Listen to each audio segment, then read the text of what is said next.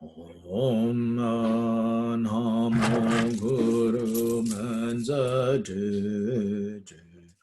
Lo Jana Dharan Shri Mula Guru Mahamudra Sinde Pala Om Namo Guru Benzati Lo Janata Rana Shri Mula Guru Mahamudra Siddhi Bala Om Namo Guru Benzadi Lo Janadaran Shri Mula Guru Mahamudra Siddhi Pala Om Namo Guru Benzadi Lo Janadaran Shri Mula Guru Mahamudra Sinde Pala Om Namo Guru Benzadi Lo Janadaran Shri Mula Guru Mahamudra Sinde Pala Om Namo Guru Benzati Lo Janadaran Shri Mula Guru Mahamudra Sinde Pala Om Namo Guru Benzati Lo Janadaran Shri Mula Guru Mahamudra Sinde Pala Om Namo Guru Benzadi Lo Janadaran Shri Mula Guru Mahamudra Sinde Pala Om Namo Guru Benzadi Lo Janadaran Shri Mula Guru Mahamudra Siddhi Pala Om Namo Guru Benzadi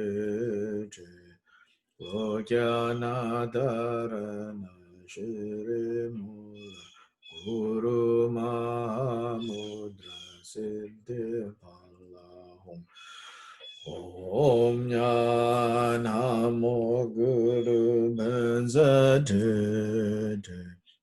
Lo Janadaran Shri Mula Guru Mahamudra Siddhi Pala Om Namo Guru Benzadi Lo Janadaran Shri Mula Guru Mahamudra Siddhi Pala Om Namo Guru Benzadi Lo Janadaran Shri Mula Guru Mahamudra Siddhi Pala Om Namo Guru Benzadi Lo Janadaran Shri Mula Guru Mahamudra Siddhi Pala Om Namo Guru Benzadi Lo Janadaran Shri Mula Guru Mahamudra Sindhi Pala Om Namo Guru Benzadi Lojanadaran Shri Mola Guru Mahamudra Sindhi Palam Om Namo Guru Banzadete Lojanadaran Shri Mola Guru Mahamudra Sindhi Palam Om Namo Guru Banzadete Lojanadaran Shri Mula Guru Mahamudra Sindhi Palam Om Namo Guru Bhajate Lojanadaran Shri Guru Mahamudra Sindhi Palam.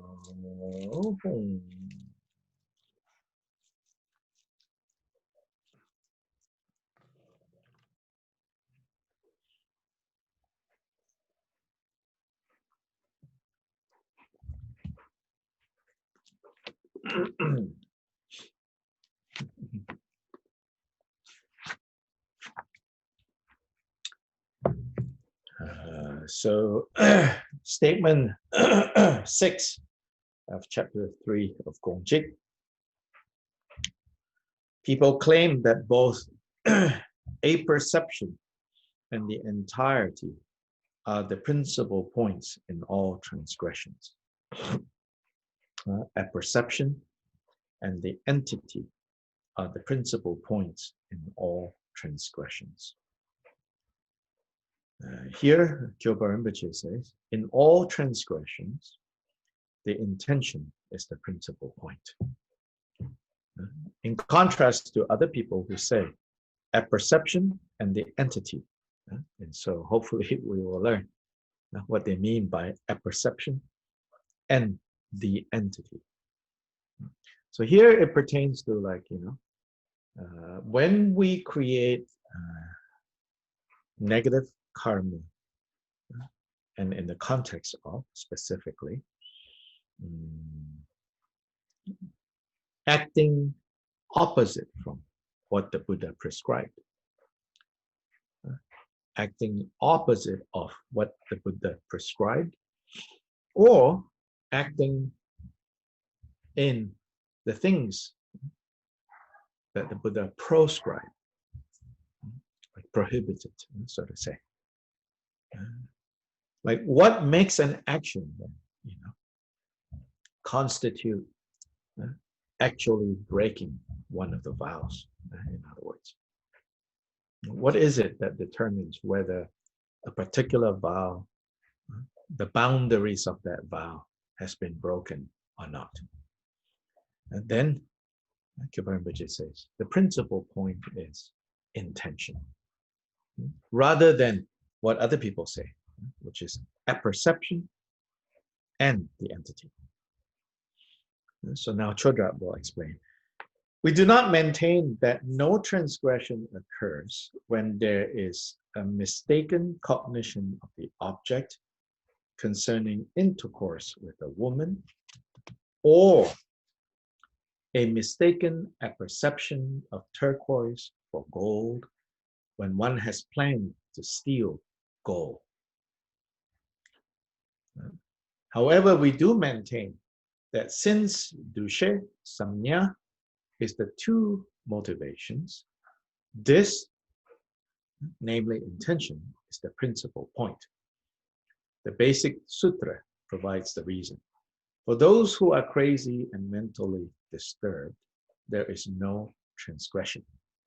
Moreover, in the same vein, if the cognition, samnya, changes into another state, consciousness is the principal point. Arya Nagarjuna's Shurileka states, tame your mind, the exalted one taught that the mind is the root of dharma. Furthermore, the Bhikshuni Vinaya Vibhanga says, Since Sangmo, the daughter of the Serkya clan, was not attached to the touch when King Ajatashatru had sexual intercourse with her, the Buddha granted that she was without transgression. Furthermore, the Vinaya Vivanga reports the story of the fully ordained monk Gombawa, according to which the monk was not attached to the pleasure when she went to sleep and a prostitute lay down upon him. Moreover, the full monk with the Yenpa illness was not attached to the pleasure where Chitunma lay down upon him. Therefore, the Buddha granted that there was no transgression. Since there are many quotations and stories like these, it is completely established. Furthermore, that the mind is the principal factor in any virtuous or evil act is also illustrated in the following stories. The first is that of the two boys of the Kshatriya and Brahmin caste in the story of the merchant Pratipanamati.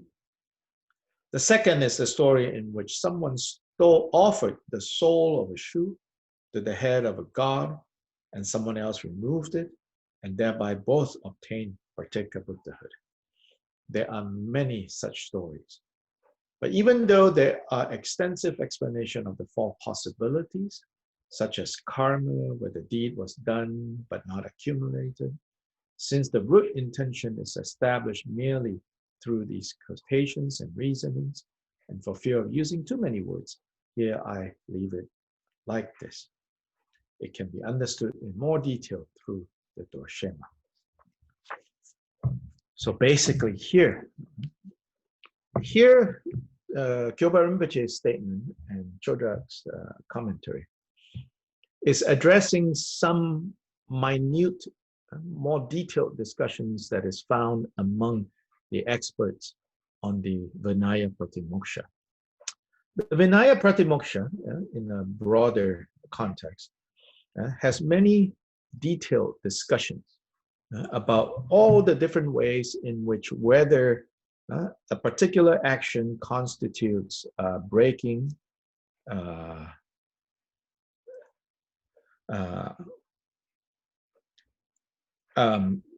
various ways of like breaking a rule or not breaking a rule, how broken it is and how not broken, 75% broken, 66% broken, and when broken in a certain way, what needs to be done to repair it. So the Vinaya Pratimoksha texts have lots of discussions like that. What is addressed here is, and the Sobish will provide notes that are going to be very helpful. But here at the very beginning, it says, we do not maintain that no transgression occurs when there is a mistaken cognition of the object concerning intercourse with a woman, or a mistaken apperception of turquoise for gold when one has planned to steal gold. So here, in some places there are discussions of like, if you intend to steal a piece of gold that Elena has, but due to not having very good eyesight, you end up stealing Elena's turquoise. In some of these discussions, they actually say there is no negative karma there. Because your misperception means that this karma is not complete. Because your intention is to steal Elena's gold, but due to bad eyesight, you stole Elena's turquoise. But here, Kyoba Rinpoche says, no, there is the negative karma of stealing gold. because the intention was to go steal her gold. Even if you end up stealing her turquoise, the negative karma is there. So let's look at the notes. The present statement investigates what exactly constitutes a transgression of a Pratimuksha vow. The concepts under discussion are entity and apperception or volition. Apperception or, no, not volition, sorry, cognition. Yeah? Samnya. Samnya is, one of the 5 aggregates. So let's look at this. And intention, dushe. The Dorshema presents the position of those who claim that the principal factors in the transgression of Pratimuksha vows are apperception and entity. As used by the opponent, apperception should be understood as a conscious apprehension of the characteristics of a thing, through which it is made conceptually comprehensible, and not the mere arising of a thing in the sense consciousness. So meaning, apperception, samnya, has taken place when you look at something. And it is not enough when you look at something that something appears in your mind, but it's one step further. Right? You look at something, or you hear something, or sight occurs, you see something, you hear something, you smell something, but you recognize all the characteristics. And when that is all complete, that is a moment of samnya, apperception. So some of these discussions about when exactly do you break a vow, we'll say that samnya has to be there. In other words, their standards is a lot lower. No, sorry. Their standards is a lot higher before something constitutes the breaking of a vow. Kyopa Rinpoche's standards is a lot lower. And in fact, shifting it to whether you perceive or you don't perceive correctly, if your intention is to steal, then you have broken that vow. So such as then the example of for monks and nuns who have taken the vow of not engaging in sexual activity, it doesn't matter, who you think you're doing it with, or even with yourself, that constitutes already the breaking of that vow. Yeah. So here, if a transgression that one commits involves all of the following 4 limbs, the transgression is complete. This is a quite typical, the general view is quite typical. Again, the Gongchik is not always just saying, oh, the other people are wrong. It is saying what the other people generally believe in, generally think of, is a very gross level of understanding. When you lean in and look more closely, then you will see some more subtle points. And so the Gongchik presents a more subtle point for us to consider. And so anyway, Doje Sherab now explain what the other people say. So it says that if a transgression that one commits involves all of the following 4 limbs, then the transgression is complete. And these limbs are 1, object, intention, execution, and completion. Yeah, generally. So the object, meaning what you want to steal, what you want to kill, the lie that you want to tell, it has to exist. Then you need to have intention, meaning the mind says, I want to. Then you have to go do it. Then you succeed in doing it. When these four are present, then a transgression has occurred.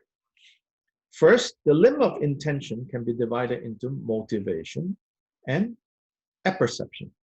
So then furthermore, intention, right, point number 2, can be divided into motivation and apperception.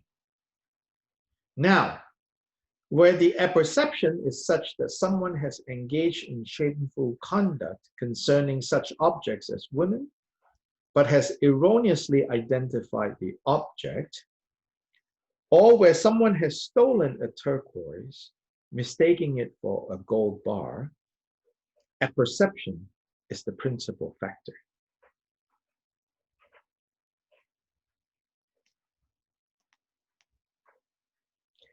However, concerning the 5 sections, the first 2 items, defeat and expulsion, the entity is the principal factor. In all other cases, apperception is explained as the principal factor. So without even going into more details about what this means, generally, right, it's saying for others, they are concerned about looking into the intention, and for the intention part, they divide it into the motivation and into like motivation and apperception. And then when it comes to apperception, there's also the issue of the entity, correctly understood or not. So Yishun, this one author, Yishun, lists the 5 sections mentioned above like this: what leads to defeat, what leads to temporary expulsion, what is a transgression, what one must confess publicly, what is a mere fault. These are, again, these are actually for monks and nuns. That there are 5 sections or 5 categories of problematic actions, right? Among the 250 vows, some, if you break it, it leads to what's known as a defeat. That means you're no longer a monk or nun. You're defeated. That's the first one. Then certain kinds of breaking of the vows lead to temporary expulsion. And so that is basically like you are put on probation. These are monastic rules, actually. This is more talking about monastic rules. But although we are not monastics, we can learn, right? What is the meaning behind, the principle behind. Then the third, what is called a transgression. Then what one must confess publicly. And then finally, what is a mere fault? So the Vinaya differentiates these sections or these categories according to the gravity of the misdeed and the necessary penalty. Still, according to the opponent, in the case of the first 2 sections, defeat and temporary expulsion, the key point is the entity. For example, a defeat regarding sexual misconduct arises when penetration occurs. Yeah, so the Vinaya rules are very detailed, and because it's like if there is, this or that, to what degree, how much you enjoyed it, all of that, they discuss in very detail. Yeah. So here, in all other cases, apperception is the principal point. So for example, when a monk remained alone with a woman in a room to teach the Dharma, but erroneously held her to be a man, there is no transgression against the rule that prohibits him to remain alone with a woman. So there is a rule. This is not about sexual conduct, but also there is a rule for monks that you should not remain with a woman in the same room without somebody else there. This, I want to say a couple of words about this. This might seem like, oh, so afraid. What is wrong? Like, but this is, you have to consider all the implications of it. In part, this is also to prevent, even if the woman and the monk are completely innocent and pure, right? Is to prevent people from gossiping, right? To prevent people from losing faith, and losing respect, and having suspicious mind. The Vinaya does say, if these two people are related, brother and sister, that's different. This is mother and son, different. Or a father who has become a monk and a daughter, different, but unrelated. Yeah. Then the Vinaya has a rule: you should not be seen in the same room, because you're just going to lead to people. Even if you're completely innocent, it still constitutes a breaking of that rule. So anyway, in contrast with the opponent's interpretation as illustrated above, Jigten Sungön declared that intention is the principal point in all cases. So here is where he is saying, he's not saying that, like apperception, no need to consider, entity, no need to consider. He said that in all cases, no need to divide that in these cases, intention matters more or intention is secondary, but in all cases, intention is always primary. So you can almost feel like this is sort of like, they are the lawyers of the Vinaya, in some cases trying to argue the fine points, then end up like some lawyers, right? Winning the cases on technicality. And not really that because, who they represent is innocent, but on the basis of finding technicality problems, acquitting, getting the client acquitted. Here, Gyalvar Rinpoche says, let's not get so legalistic. Remember that in the end, the intention is the principal point for all transgressions. However, to properly appreciate this Vajra statement, we first have to clarify terminological problem.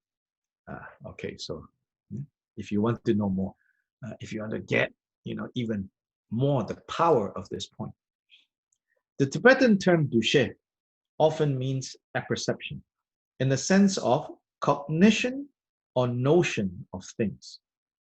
And one associates it with a conscious, conceptually developed apprehension of characteristics, usually defined as grasping characteristics. Grasping here don't mean attach, but that taking. So seeing, understanding all the characteristics, getting it, in other words, as we more commonly say, you got it. That's diamond. You got it. That's fake news. You got it. So grasping characteristics. But this is explicitly not the intended meaning in the present Vajra statement.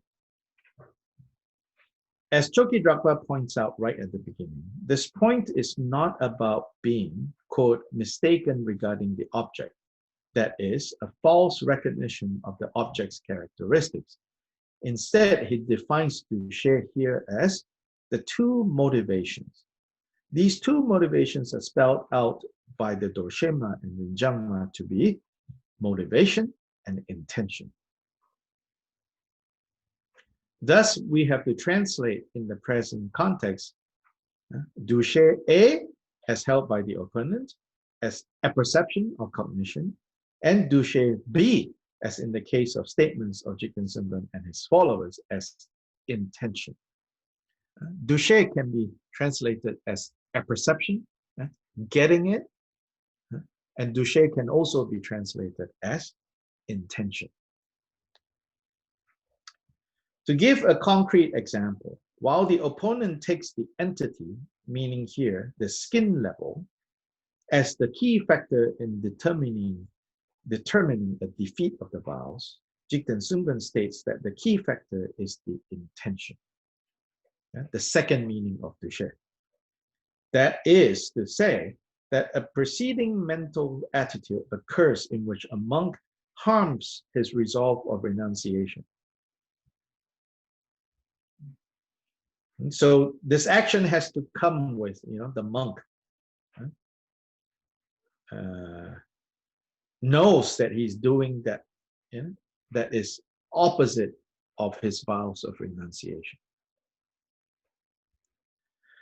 For example, the Rinjangma summarizes, in brief, if no injury occurred to one's mind, no transgression occurs for its vows. Thus, all transgressions work like that. This is because the rule, intention is the principal point, applies in all cases. Therefore, everything depends on the preceding mind, meaning that moment before the action. What is that intention? So Jeshera points out, in general, it is as follows. The mind is the root of all phenomena, and through that mind, there is the accomplishing action. And through that action, there is the accomplishing result, that is, ripening.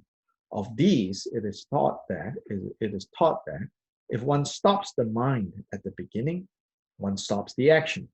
If one has stopped the action, one has stopped the ripening result. Thus, all virtue and evil depend on the initial mind, and thus the mind is the principal factor. Hence, one must tame and pacify one's mind. On the background of this, Jokidrakpa says that mistaken apperception of an entity is not the principal factor in a transgression, but the intention to perform the prohibited act together with the act itself. Before he illustrates this with examples, he quotes two passages from the Basic Sutra. Although I was not able to locate the first of these in many places in the Vinaya Vibhanga, the second remains unidentified. The first one says that for those who are crazy and mentally disturbed, there is no transgression. The terms crazy and mentally disturbed usually refer to unclear and confused states of mind. In light of the following examples, however, they seem to be understood here as referring to exceptional states of mind that are dominated by excruciating pain or to the sleep or the dream state. In such states, the mind cannot take the lead as pain or dream dominate it, and one cannot say that a preceding mind, a motivation or volition for the immediately following act can be formed. The person is, quote, not in his right mind, unquote. It would be interesting to investigate this point further in the future, in particular as to how it might be distinguished from situations in which, for example, excruciating pain leads to the formation of an afflicted mind. So this is kind of sobish thinking more. So the point here is also the quote shows that, Jigten Sungpan does agree that, if someone is completely overtaken by pain and acts, or someone is asleep, or someone is like basically lost out of his mind, then the intention needs to be considered differently. Anyway, the first of Chokidrakpa's example is the story of Sangmo, the daughter of the Sirkya clan, who was not attached to the touch when the king Ajatasattu had sexual intercourse with her. According to the Doshema, the Buddha asked, so this was a nun, Bhikshuni, haven't you appropriated the touch? Thus she replied, is it necessary to mention the appropriation of the touch when a pain like being tormented with burning iron arose?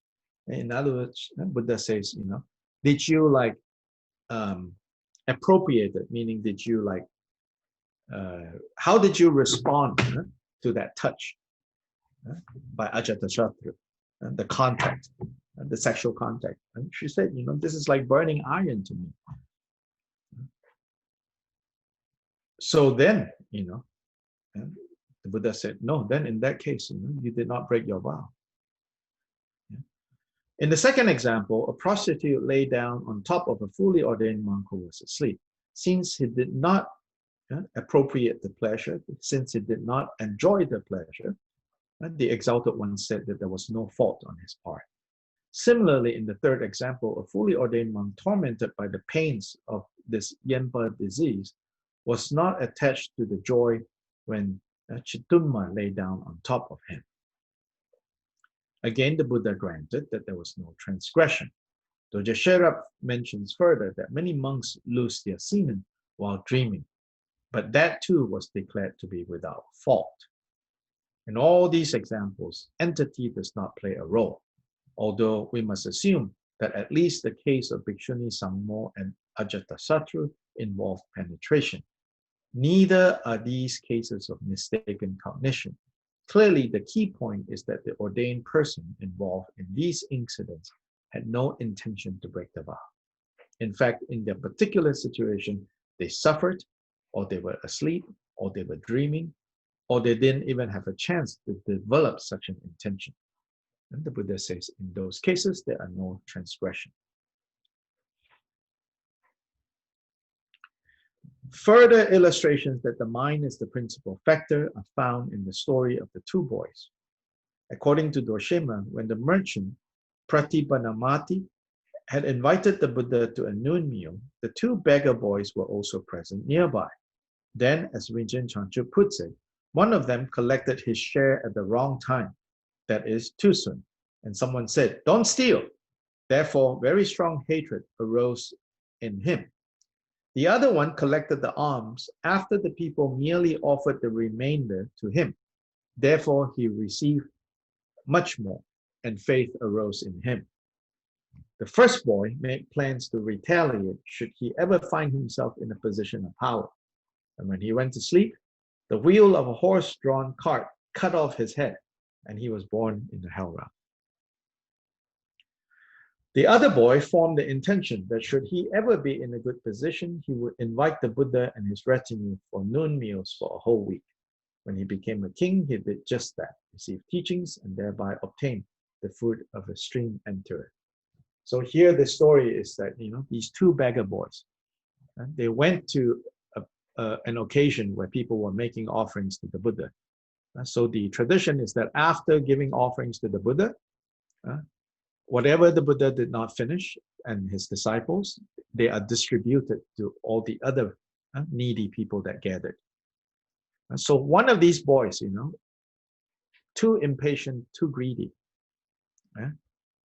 So even before the proper offering to the Buddha and his disciples was over, he tried to grab stuff. Then people yelled at him, "Don't steal!" Then he got very angry. He got very angry. He was maybe embarrassed, and he got angry. Then even blamed the Buddha, Buddha and his disciples, these are terrible people. They are stingy, or they have a dualistic mind. They think Buddha is good, I'm bad. It doesn't matter. All the excuses that we give. Main point is like hatred grew in his heart, and he said, when I become rich enough, I'm going to seek revenge on these people who humiliated me. Then, incidentally, he was killed in an accident soon after. But because his mind was occupied with that anger, he was born in the hell realms.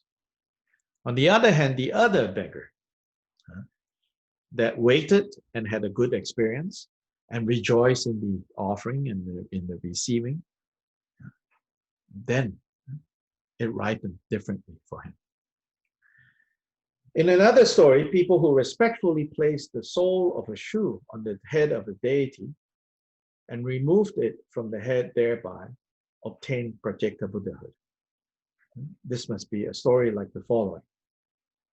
Again, it is said that one Tata enabled 3 people to obtain Buddhahood.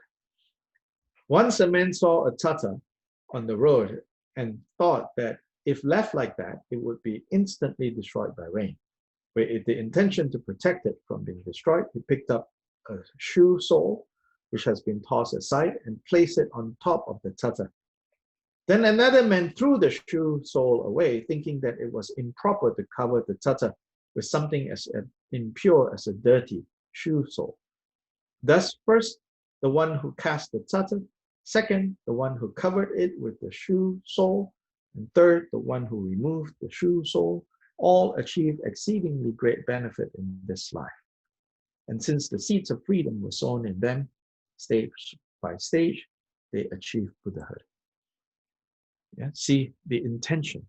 Even though the one took a shoe, ordinarily you won't put a shoe sole on top of a Buddha statue. But the person saw that, if it doesn't do that and protect the Tata, when rain came, it will dissolve. Then the next person who saw that and go, oh my God, this is so terrible, to put a shoe sole on top of a Tata and removed it. So here it shows, it's not the object, it's the intention. It's not the entity, it's the intention. Finally, as Choki Drakpa briefly mentions, there is the extensive explanation of 4 possibilities in which a deed is done, but not always accumulated. Yeah. In all these cases, so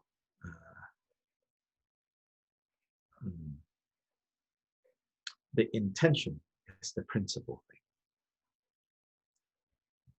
So it's not saying that the other factors don't matter.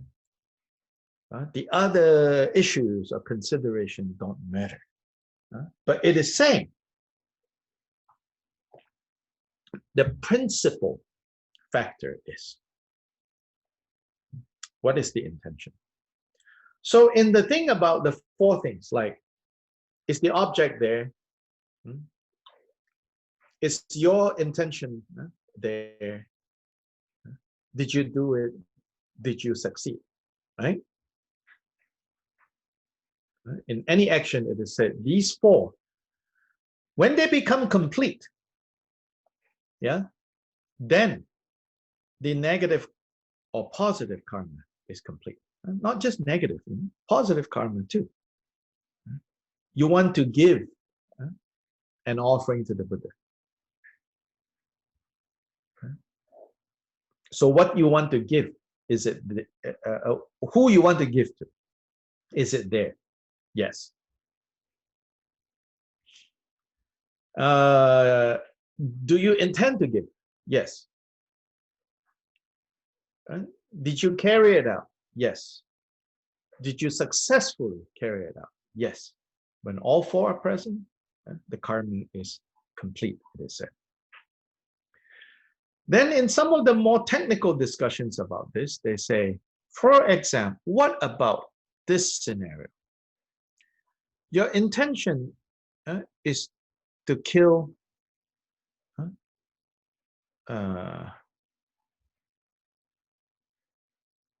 your intention is to kill a dog.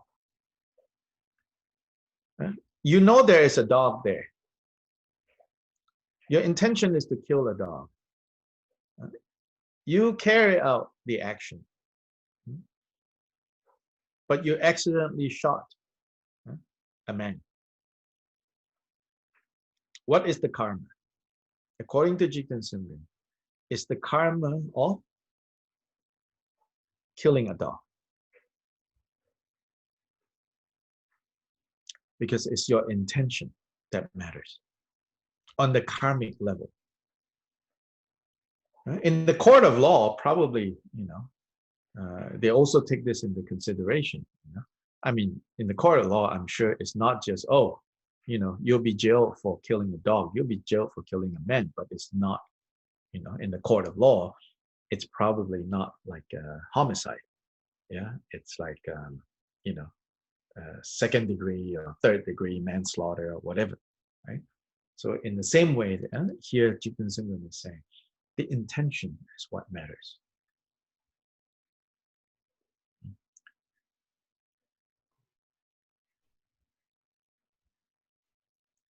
These are not necessarily kind of always clear to like our the way we think.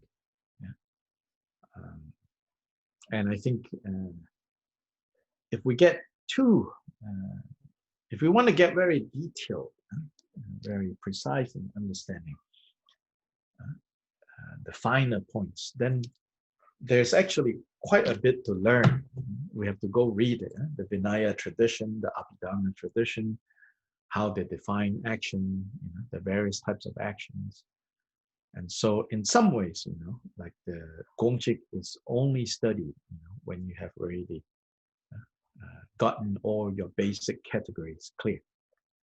In our case, we foolishly maybe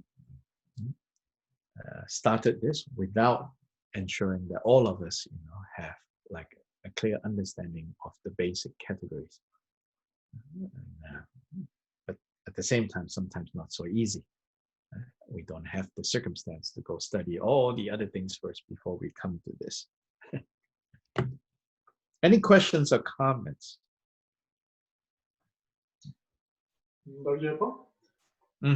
And what about if you are driving on the road and accidentally you kill a dog that crossed the road? You don't have the intention, but you kill. So same here. Yeah, Gilbert and Bajir will say there's no intention. Is he saying that there's no non-virtue? No, he's not saying that. Yeah. But here it pertains more to the issue of therefore should this monk be expelled forever from this community or temporarily put on probation, right? Or he has broken a vow that can be retaken, or he needs to do public confession, or he can just confess by himself. Right? Those 5 categories. So this is more centrally addressing that. So then in that case, there is no transgression of the vow that would lead to expulsion. But there is probably the transgression of a vow that leads to temporary probation or personal purification or purification with others as witnesses or retaking of this vow that can be retaken because you have not been thrown out. So in your example, if you get in the car and say, I'm going to work today, there are lots of evil bugs on the road. I want to crush as many of them between here and work. Right? Then the intention and then the karma of killing these bugs become present. But if you get in the car and say, I got to go to work, and you don't even think anything else, I just go to work, right? There is the karma, there is the negative karma. If you ask me, I don't know, I'm not a Buddha, I cannot see exactly. That's the point about karma. I can only see generally. I cannot see exactly. So I have to disclaimer there. I think this is a wonderful thing to say only Buddhas can see. So it's also an advice to us, don't judge other people, But for your own sake, you can say, so I don't see, but my guess is, educated, I hope, educated guess is, there is still the negative karma of not being aware that even this innocent act of driving to work,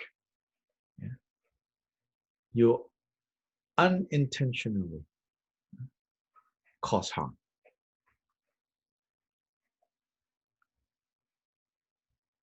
So, but better would be, you get in the car and you, at least for a moment, you're aware. Yes, even though I don't intend it, when I drive, right, some harm is caused. Then in the fossil fuel that is consumed, some harm is done. So to be aware, so that when you practice Vajrasattva, you don't think, well, I've not done anything wrong. I'm basically okay.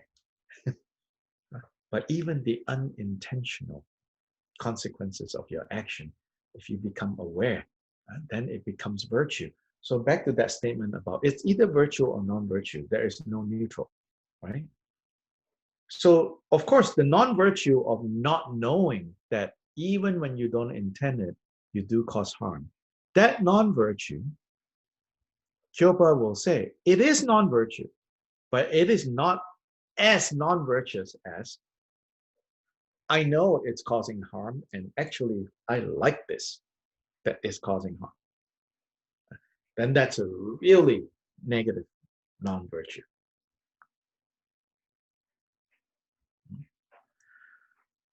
But there's a way to transform the non-virtue of not knowing that even when we don't intend it, our actions can cause harm. You can turn that into a virtue when it gives rise to awareness and regret. Like even when I don't intend to harm, but without a choice, is causing that. So then, like when we say even something more innocent, also like lighting a lamp at night. So if it is like in the summer, then your intention is not to kill bugs, but bugs, jump into the fire. Yeah. So when you're aware of that, then you're like, oh, let's not do too many fires in the summer. Then it's virtuous, Or let's find ways to cover this so that, bugs don't so easily dive into it. But, you're starting of a fire, you should know, your intention is not, unless you're deliberately, I'm going to start a fire because in the summer there's lots of bugs. I'm going to start a fire so that, they can all jump in. Then there, again, intention.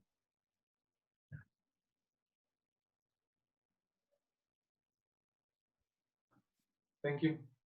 Mm-hmm.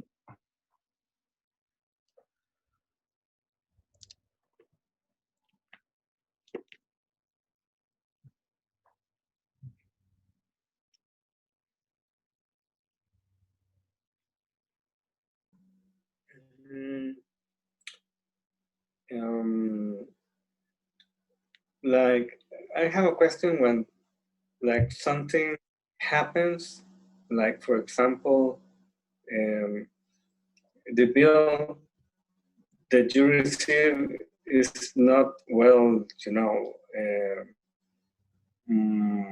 like, there's something they are not charging you for, that you, for example, go to a restaurant and they serve you what you order, and then something is missing in the in the bill, right? And then you pay, and then you know later, for example, and you have to fully pay your meal, but then when you go home on something, then you notice. Maybe you are traveling and then you cannot go back and... Yeah, there's no intention to steal from them, So, but some harm was done because the person probably had to pay from their own pocket. Yeah, but there's no intention to steal. In the same way as those bugs. But can you do something for? You can always purify. Okay. It's the point of practicing. Okay. And you know, the truth is, you know, sometimes you do that and you feel like, ooh, yay, you know. Yeah, of course, you know, we're quite, you know, kind of humans, you know, like, yay, you know, like, yay, got a free blah, blah, blah, you know. Even there, right? It's not like, ha ha, that person is going to pay for this. It's a different state of mind. Okay. One is like, you could say greed. Yay, I don't have to pay for it, right? The other one is hatred, you know. Good, that place. You know? And sometimes that happens because, you know, maybe you had a bad experience there and you want them to do badly, then that is a stronger negative. Okay. Yeah. As we pay attention to this, you know, the important thing too also is don't beat yourself up over these. You know, prematurely being careful and harsh with yourself can lead to kind of too early in the game, you know, getting burnout. Okay. Yeah. Dr. Lai? Yes. I think the point of intention is very easy to understand because even in our civil law, intention is very important. Yes. It's hard to prove, yes. But in a court, yes. It's very, very important what the intention is. Yes. Of course, in other cases, like you may not have seen the traffic light and you crash the light, you're still going to get a ticket. You still have the penalty to pay. Yes. Yeah. Because so the objective it's like saying the crime there is lack of awareness. Yes. You know, like but negligence is still negative. Right. But it's different from intending to harm. Yeah. But in killing, you accidentally kill someone. If there was no intent, you're not going to be tried for murder. You might be tried for manslaughter or negligence or something else. Yeah. So even from this teaching from so long ago to modern times, it's a very consistent idea about intent. Yes. One question I had, we know who is going to make the judgment when you break a traffic law, you crash a red light. You're going to be in court and there's going to be a judge and so on and so forth. But in the monastic world, what was the process? Was it just the judgment of the abbot? Or the superior?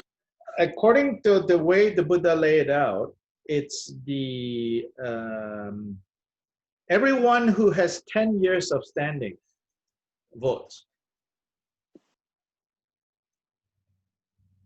Now, whether Buddhist communities actually observe that or not is a different point. If you look at the Vinaya rules themselves, some scholars have kind of pointed this out. It seems like the system of governance for the community, right? There's karma. Karma is a different matter, right? In a system of governance for communal life of Buddha's monastic community, they say that it probably matches very closely to the Buddha's home state politics, which is an oligarchy. What an oligarchy is that it's a rule of a council of elders. Not democracy, not every person who lives there gets a vote, but a council of elders. So in the Vinaya, monastic Vinaya regulations, it's voted upon by those with 10 years and above. You become a voting member of the community when you have committed to the community for 10 years. And I feel like, you know, even that, you know, that principle could be applied, you know, in a Buddhist community that is not monastic. Rather than everyone who has stepped in, right, who have arrived at the center gets a say. It's like, no, like spend 10 years and, you know, commit to this community for 10 years. I mean, whether it's 10 years or, you know, whatever, right? The point here is like, you have lived here for 10 years. You have been with us for 10 years, for a period of time. Now, we know your commitment. Then, you know, you vote, you know, on this issue. And so here, this point is, you can imagine then in Kyopa's community, right? So you can imagine like this statement arising within his monastic community, which we know a lot came to seek instructions from him and to live where he lived. You can imagine someone about to be maybe thrown out, right, for a transgression that merits throwing out. In the 250 rules, 4, they're called the defeats. If you have broken any of these 4, you are thrown out and you can't come back. Yeah. Then there is a number where you're not thrown out, you're put on probation. And that has consequences. What does it mean to be on probation? Doesn't matter if you have been in the community for 30 years. Now, when the arms round happens, right? Your seating, for example, when food is offered. It could be that, so in seniority, right, you used to be at the head of the line, or third position. But when you're put on probation, then you go all the way at the end. In Tibet, maybe not so consequential, but in Southeast Asia, like the tradition of food being offered, that is passed down, you know. So whoever is at the head of the line, you know, they scoop whatever, you know, they scoop. Maybe the best parts, you know, and then usually by the time it gets to the end of the line, yeah, there's not much left, you know. You just put whatever is left there. So there are some privileges that you lose. So if a monastic community actually followed the Vinaya, which I can tell you very rare, especially in Tibetan monasteries, they have a whole different way of running things. In many Chinese monasteries, also like that, Sri Lanka, in some rare exceptions, in Thai, Laotian, Cambodian forest monasteries, they tend to be the most like attentive to how the original Vinaya rules are. But even there, these days, the abbot holds so much kind of like power that even in theory there is voting, but people probably kind of look at the abbot, you know, to get a hint how you should vote. Of course, if it is a kindly abbot, you know, great. But if it is a, you know, not so kindly abbot, then not so good. But if you really follow what the Buddha, the way the Buddha laid it out, then it is this oligarchy system. Anyone who has gained 10 years, who has lived there for 10 years, will have a vote. So you can imagine, like in Kyopa Rinpoche, this statement might have come up in a situation where there is a question whether this monk should be expelled or not, right? And where the Kyopa Rinpoche says, as you guys consider the ins and the outs of the cases, now what most important for us to determine is what is the intention of this person. And based on that, we will know, you know, what level of disciplinary action needs to be taken. So this is about disciplinary action within the community. This is not necessarily about karma, but this originally disciplinary issue has karmic implications that are broader than the disciplinary action that that a particular, body of decision makers have to make.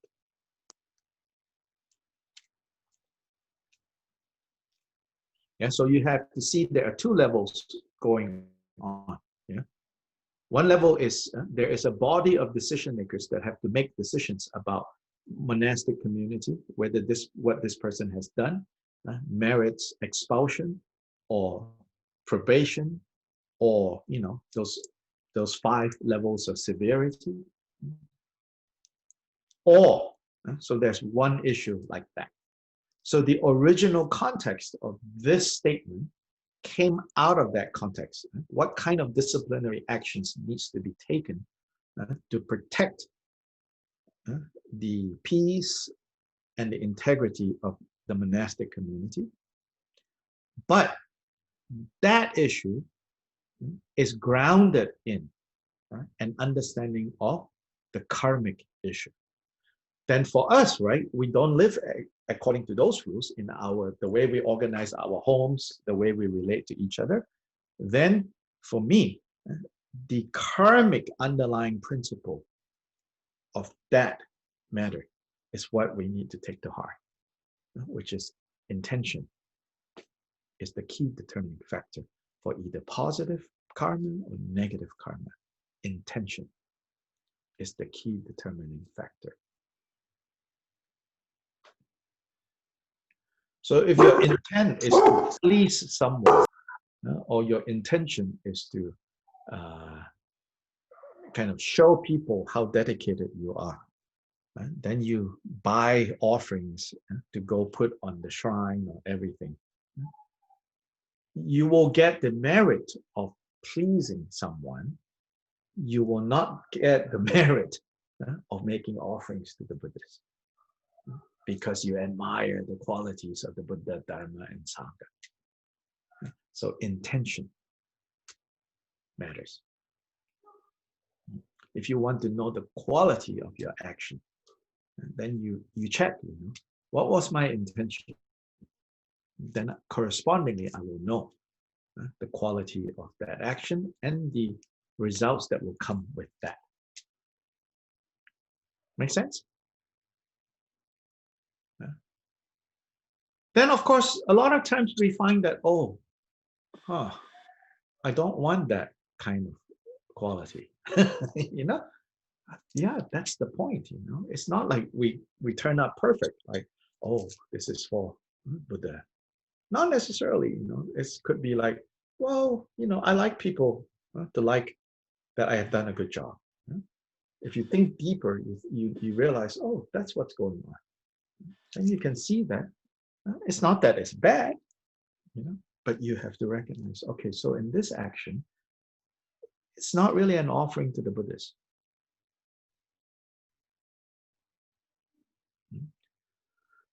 Then you can resolve, I should try to, change the way I act so that when I make offerings, it's truly offerings to the 3 jewels. Or like when we make offerings to like even our guru, intention matters. So that we can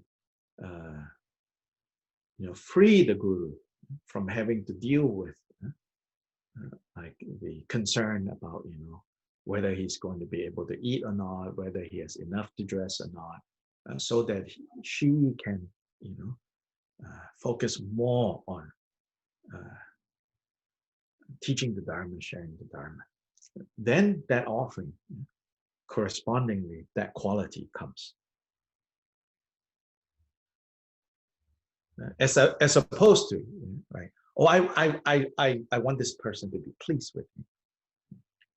Then even then, I want this person to be pleased with me so that, my mind can be more inspired to practice Dharma. It's different from pleased with me so that I feel seen or, appreciated. Correspondingly, the sona, the merit that comes, follows from there.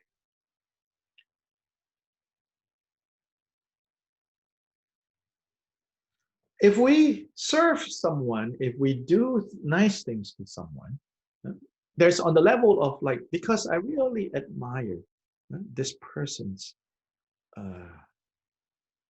seeming sincerity, dedication, integrity. If it turns out that this person never disappoints you, then your merit is intact. Your sonam is intact. But if this person disappoints you, then the sonam is destroyed. Yeah, not like some god, punish you for,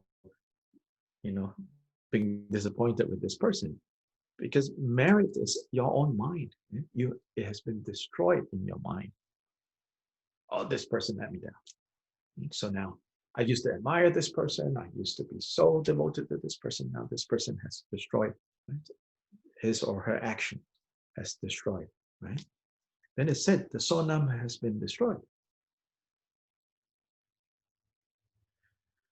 But if when you create the sonam with regards to this person and say, oh, I did all this for this person because I really admire those qualities that a Buddha like,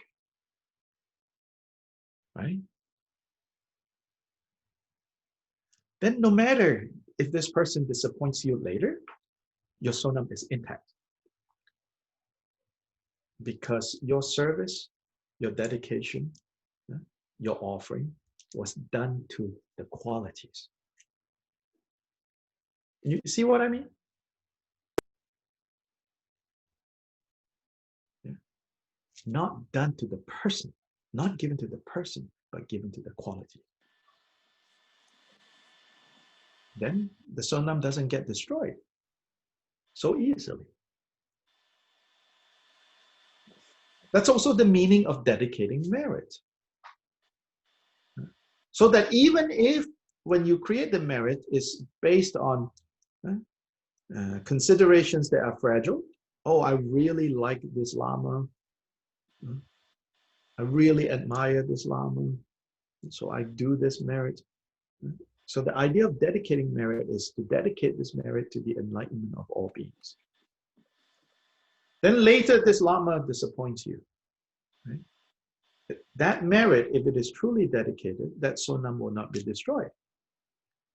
Meaning in your mind, because why is it not destroyed? Because in your own mind, it has not been destroyed. It's not like someone is canceling out your merit over there, Be clear about this. It's your own disappointment, your own dissatisfaction will cancel out the sonam. But if it is truly dedicated to the enlightenment of all beings, then if later this person disappoints you, you can say, I'm really disappointed with this person,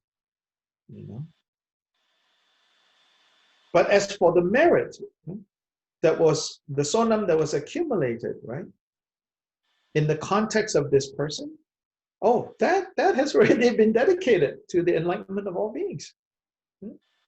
So that cannot be destroyed,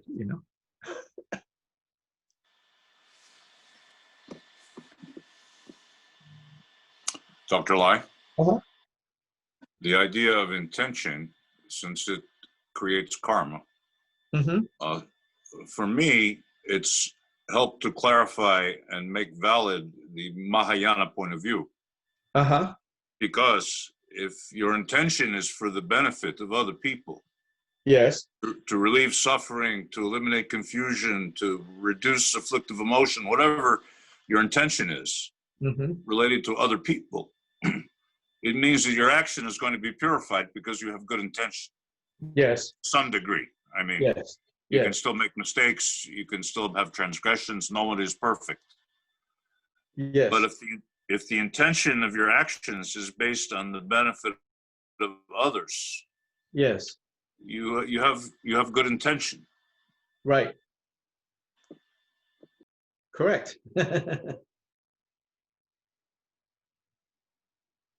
So, Dr. Lai? Yeah.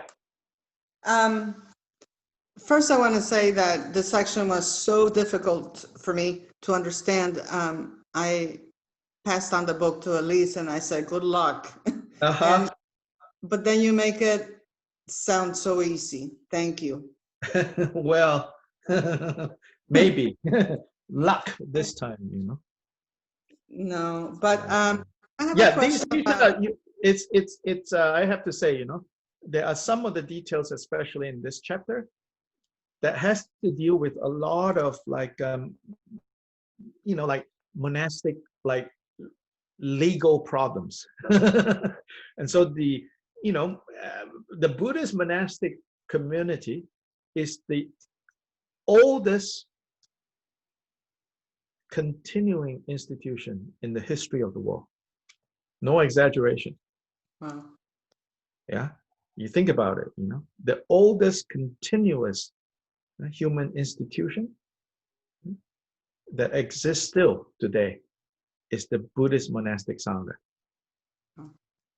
From Buddha's time down to now, you know, as an institution. I don't mean a set of practices, as an institution. So therefore, you know, over the years, a lot of very technical legalese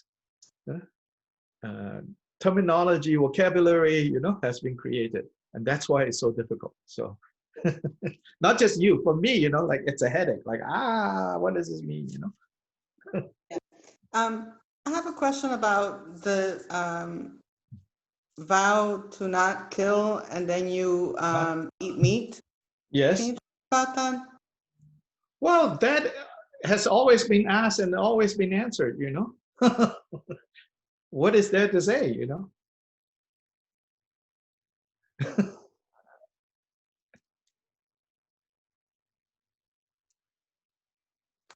Okay. I mean, it's like it's crystal clear. Is it virtue or non-virtue? I mean, I don't need to answer that, do I? No. Right? Yeah, so it's choices we make, you know. Okay. Yeah. Between eating a cow and eating a carrot, you know, what is, you know, more virtue and what is less virtue? Well, it's obvious, right? Yes. And then eating a carrot, well, even that, don't, here, this is the awareness that has to be there. Well, don't think that because you're eating a carrot, you know, you're not causing harm. Right?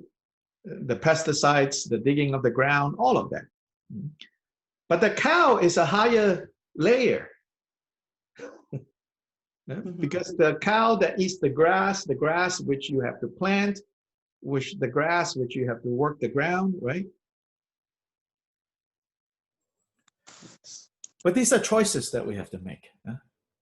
So there's a difference between like killing a cow to eat and killing a cow because you think some god needs that sacrifice.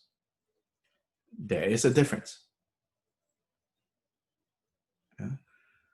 So we know from historical records that the Buddha and his early community, they were not strict vegetarians. We know that, you know. I know in religious communities we think, oh, no, they must be. But historically we know that they were not vegetarians. Then for some people who want to use that as an excuse, I feel, oh, therefore Buddhists need not be vegetarians. In fact, when I was growing up, there were even some Buddhists who want to associate the practice of vegetarianism. They said this is a Hindu thing that got introduced into Buddhism later by these Mahayana people. And so to me, that's so going so far, you know, to almost like say, you know, like to be a pure Buddhist, you cannot be vegetarian. I'm like, oh my God, you know, how can we think like this, you know? But those are, you know, like using the excuse of like, because the historical Buddha probably wasn't vegetarian, you know, therefore, as real Buddhists, we should not, you know, that's crazy. Because the principles of karma that is taught is so clear. Because there were Jains, you know, during the Buddha's time. And the Jains took this non-violence issue very, like, to the extreme. And the Buddha rejected that. So among the Jains, right?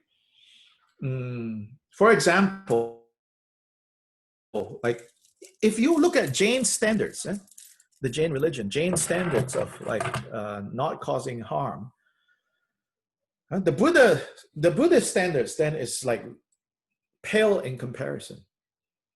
So the Jains, good for them because they were the first maskers in the history of the world. They were the oldest community of people with masks. Why? So that you don't accidentally breathe in creatures and kill them. So they are the original maskers. Anti-maskers, no Jains anti-maskers, because at the Buddha's time, their community, they were already wearing masks. And they are holy people.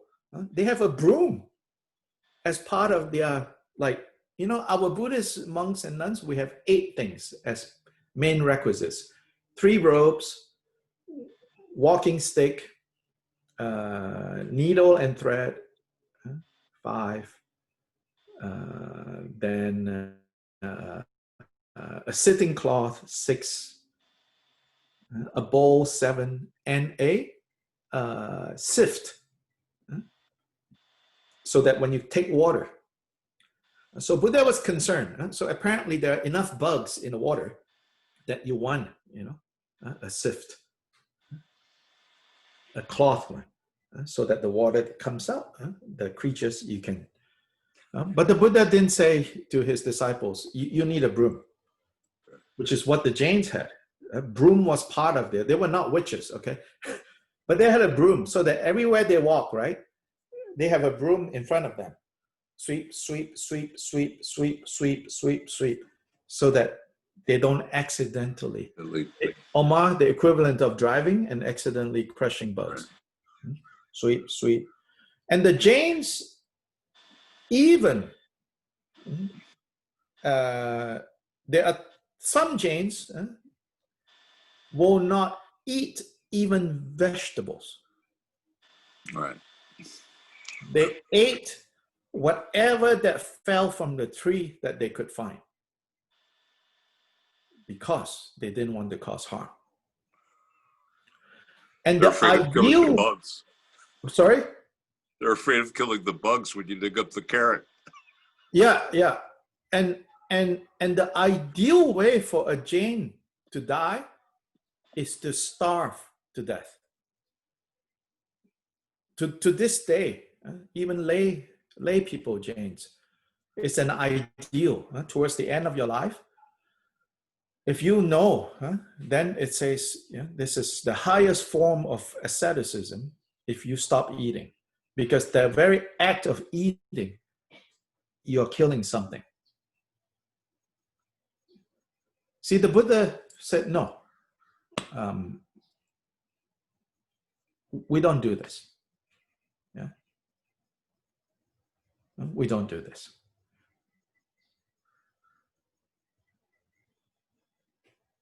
Yeah. So in full disclosure, in case some of you don't know, I'm not vegetarian, but I'm quite clear, like what is the negative karma involved, and I don't have any other excuse except that, oh, my attachment is very strong, I try to minimize that, but I'm also not, like, oh, I'm eating this so that I can liberate them.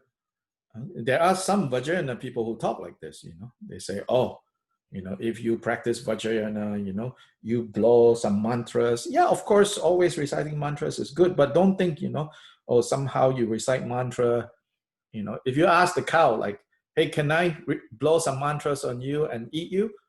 Or would you rather walk around, in the field without mantras? So if I was a cow, I was like, hey, leave your mantras alone, let me just wander around in the field, So I personally, I also don't. I think that's, you're kidding yourself. Yeah.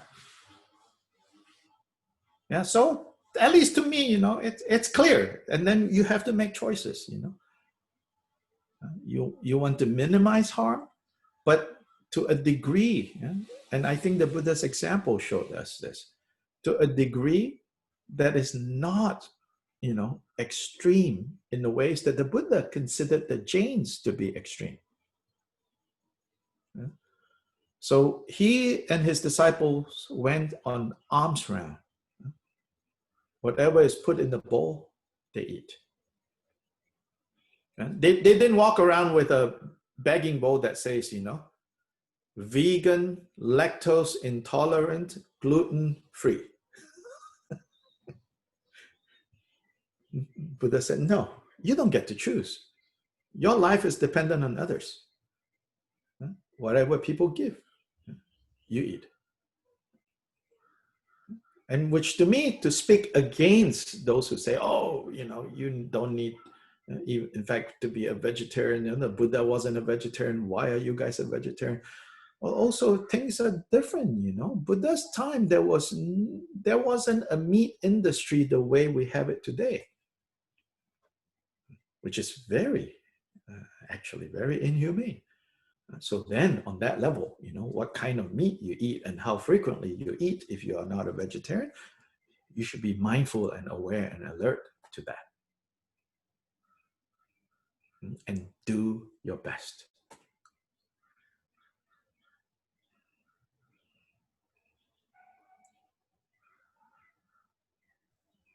One of our Rinpoches, his lifelong thing is to urge people to be vegetarians, So that is like his issue. Then another of our very respected Rinpoche also, who's not vegetarian, but his lifelong thing is to urge people not to smoke, not to smoke, not to smoke,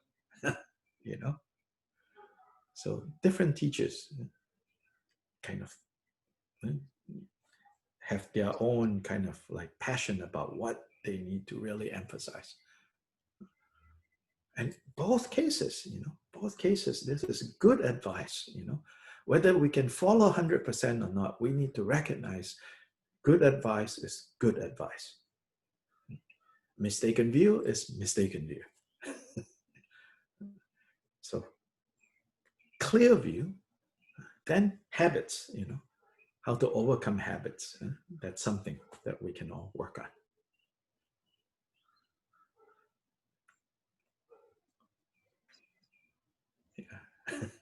Yeah, there are some people, who come to urban Dharma, when they discovered or hear or see, like, the teacher is not a vegetarian, they're so upset,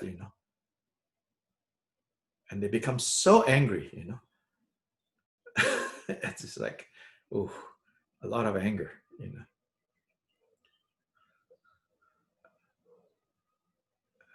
But in the end, we have to make our choices,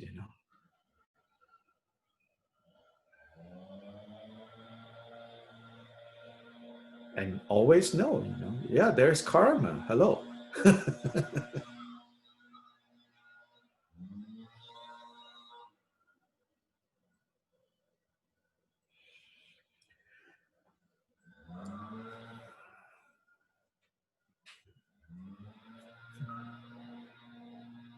Many Milarepa, for example, you can always quote, this and that. Milarepa himself, wasn't vegetarian. Quite clear. Jiden Sungan, strict vegetarian. Some degree of even vegan in some certain things he won't take, because he said, like honey, I think was one of the things, if I remember correctly, he wouldn't take. But then again, things change, like these days, I would say, no, maybe it's good to take honey, even if you're vegan, because it will encourage people having beehives, which is a major problem. A lot of our pesticides are killing bees. So if there is an interest in honey, so you can skillfully use people's greed, for honey, and then people will be more careful about planting flowers, reducing pesticides, and the honey bee population can grow. So it's more and more complicated, you know. When we know more about how things, you know, becomes more and more complicated, not so easy to act. But don't get too carried away with ideologies. Yes, Leonard. Yeah. In addition to the vegetarian, non-veggie issue, and then following the Thai tradition, there's also the four condition of eating meat. Mm-hmm. Not hearing, not seeing, not asking for the animal to be killed, and Yeah, sure. having knowledge that the animal was not killed for you Yes. to eat. Yes. So there was a time when I was trying to be too clever, trying to follow too strict, but the intention is still to eat meat. So, like, Yes. when I go for seafood restaurant with my parents, I'll be like, Yes. okay, you guys order, I go somewhere else. Yes. And hopefully, you all order crab. When I come back, I can get to eat crab. Yes. That is not following too strictly. That is becoming a lawyer of karma. Yeah, it's just like trying to follow the Yes. form, but not the essence. Yeah, the letter of the law and not the spirit of the law. Yeah. The spirit of the law is to understand that there is harm caused like this, and we want to separate ourselves from harm as much as we can, right? And then after that, when I realize it, then it's like, oh, if I don't eat crab, I can do without, then it's fine, no issue. Mm-hmm. And until now, I haven't touched crab. So, but to me, it's Yeah. like, it's not a bit lost, you know. I Yeah. already have chicken, have duck, which I hope to reduce. Right. Eventually. Yeah, you can work on, you know, like now I can give this up. Now I can give this up. Now I can give this up, you know.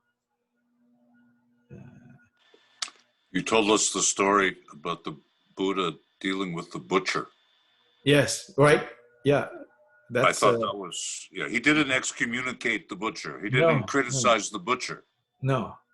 Yeah. He said, how about, you know, yeah, just half a day, you know. How about every other day? You know, so you just kind of, one time, one of my teachers, who's vegetarian, you know, he could tell, you know, some vegetarians around him are getting too pleased with, you know, and too judgmental of others. And he said, even as a vegetarian, sometimes if there's meat on the table, and if you happen to eat it, and if you eat it with a lot of sadness and sorrow, and experiencing the suffering of the animal whose life was given for this, then it's more virtuous and powerful than if you're a vegetarian and you think just because you don't eat the meat, you are not causing harm. I remember him saying that, you know, it's like, whoa. Again, that cannot be used with, you know, oh, I'm not a vegetarian, so that, you know, I can go experience the harm of the suffering of the animal. Then again, you're going after the letter of what was said and not the spirit of what is being said.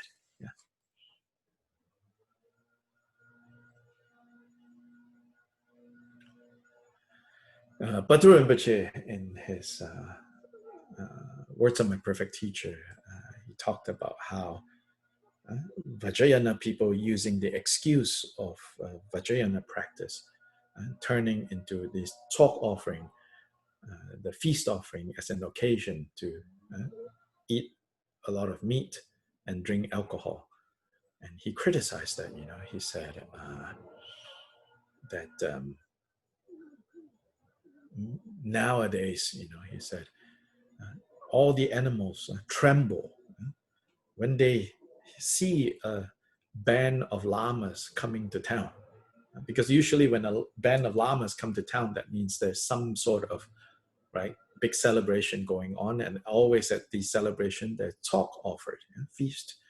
and the culture it has become is where the best food is cooked and served. And then often that means, meat.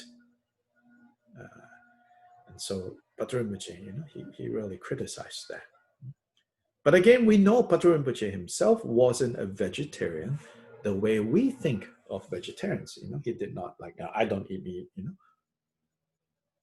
But nonetheless, he was very clear, in his words in The Perfect Teacher, he explained in many places, he talked about this issue. He says, people who offer meat to the Buddhas and Bodhisattvas thinking that this is necessary, that this is for tantric practice. And he said, this is like killing. This is like killing children and offering the body to the parents. He says, how can the parents enjoy this? How can the Buddhists enjoy this? Not totally, don't make any sense, he said. But it is true in Vajrayana, it says, the talk of the Mahasiddhas involve meat. But Patrul Rinpoche says, however, these are meat of elephant, dog, and even that, it says, only if they have died themselves. You cannot go order 1 pound of this and 2 pounds of that, please, for the Vajrayana talk.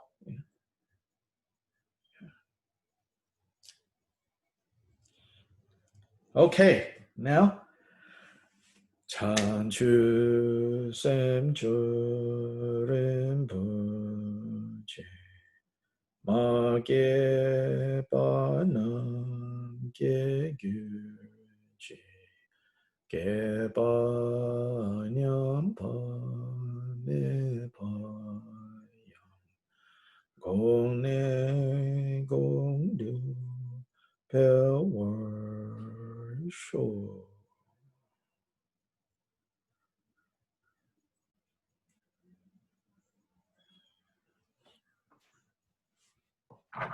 Gracias. Thank you. Yeah, a quick reminder announcement, right? Friday we will meet, but not using the same Zoom room as this one. I shared the Zoom room on the WhatsApp. If you don't have it, please connect with someone who has the WhatsApp information. This Friday, we're doing an Akshobhya Buddha practice, starting at 9 o'clock, together with the text that I also shared. This is to do for Lama Samten, who passed away rather unexpectedly.